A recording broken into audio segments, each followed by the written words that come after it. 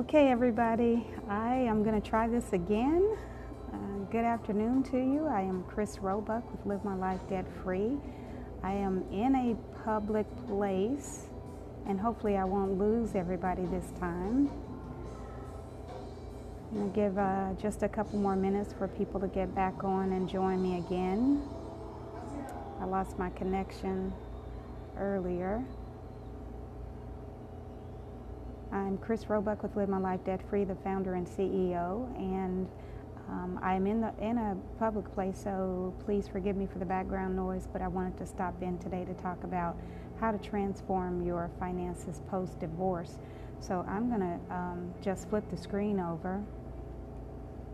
Sorry. There we go.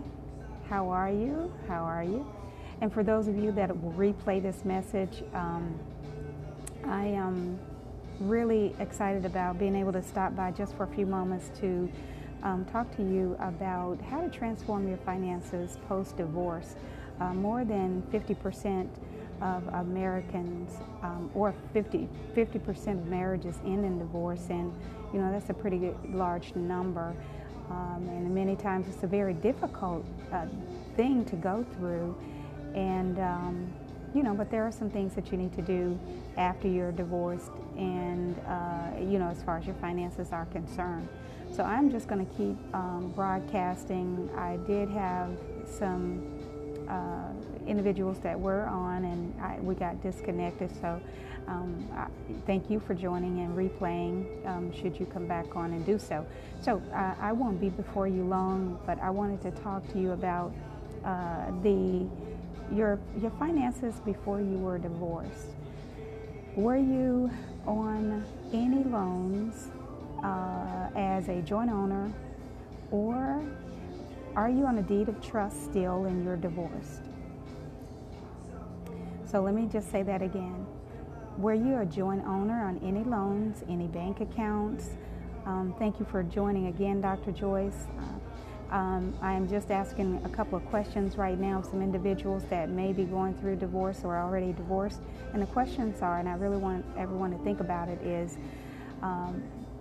are you on any loans? Were you a joint owner on any loans, a mortgage, vehicle loan? Are you on any bank accounts still and you're divorced? Do you know if your name is on anything now that you are divorced? Whether the divorce decree says that your ex-spouse is supposed to pay for the mortgage, or they're supposed to be making the car payment, do you know if your name is on anything? If you have not sat down and taken inventory, I'm going to encourage you today to please sit down, take inventory, find out what your name is on, because it can definitely cost you if your name is still on, let's just say, a vehicle loan, and it is not being paid. It can cause your credit score to plummet. It can cause you some financial issues with delinquencies, and probably not be able to get credit that you need and desire. So think about that today. We've been talking about it all week on my blog, on my Facebook blog, and I've also blogged on the livemylifedebtfree.com blog, several tips. In all, we probably talked about 20 different tips, but I'm just going to, share about 3 more with you. So we've talked about the accounts. Let's talk about the estate planning. Do you still have your ex listed as a beneficiary? If you're divorced and your ex is still listed as a beneficiary, now if that's how you want it, that's okay. But if you have not thought about it and they're in your will or on your life insurance or on any other kinds of insurance, you definitely want to check that. You want to consider renaming your beneficiaries, because now if you have children involved, your children or your current spouse, if you've remarried, will not have any recourse, and you'll want to check with your attorney about what I'm saying, but you definitely want to just revisit, just sit down and refocus and take a look at everything. Look at all of your insurances, look at your estate planning, your healthcare power of attorney, your medical directive, whose name is on that? Who do you want to speak for you should something happen and you're incapacitated? Do you have the person listed that you want to talk to the doctors to say yes or no, I want to be on life support, or I do not? And let's just talk about one more with regard to your name change, for example. If you have not reported that to the Social Security Administration, you definitely want to do that. You want to report your name change, that you are divorced and you'd like to change your name back, or whether you're keeping it, whatever the case is, you definitely, want to make that known. Another thing, everyone should take a look at your credit report, and you can go to www.annualcreditreport.com. It is a government website. Do not go to freecreditreport.com because it is not free. www.annualcreditreport.com. Thank you, Lifestyle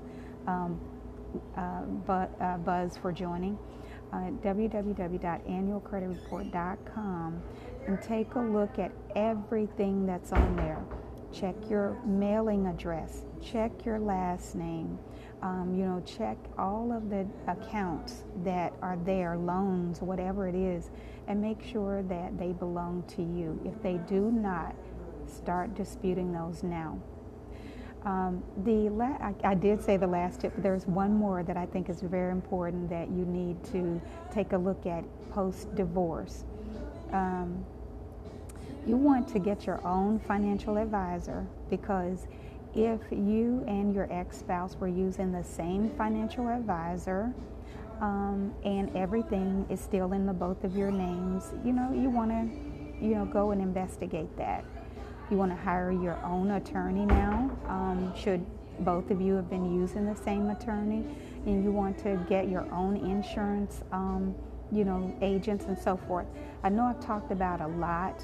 Hopefully it wasn't confusing and you were able to follow me, but there are some very important steps and things that should take place once you've divorced. And like I said, it's a devastating situation for most people, and sometimes you just don't think about certain things.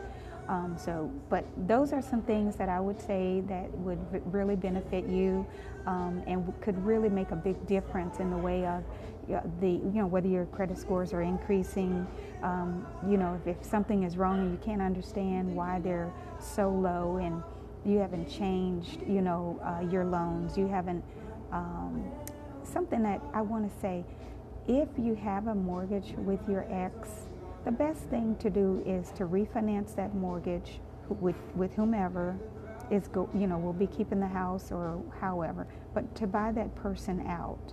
Same thing with your auto loans, just refinance it, getting in your name if it's yours. Don't allow anyone else or depend on anyone else to make payments, with your name connected to it if you aren't together. Well, those are the tips that I have for today. I'm Chris Roebuck, and I am a financial coach and blogger, and my goal is to empower people and to make sure that you have the information, the knowledge to transform your finances for generations to come.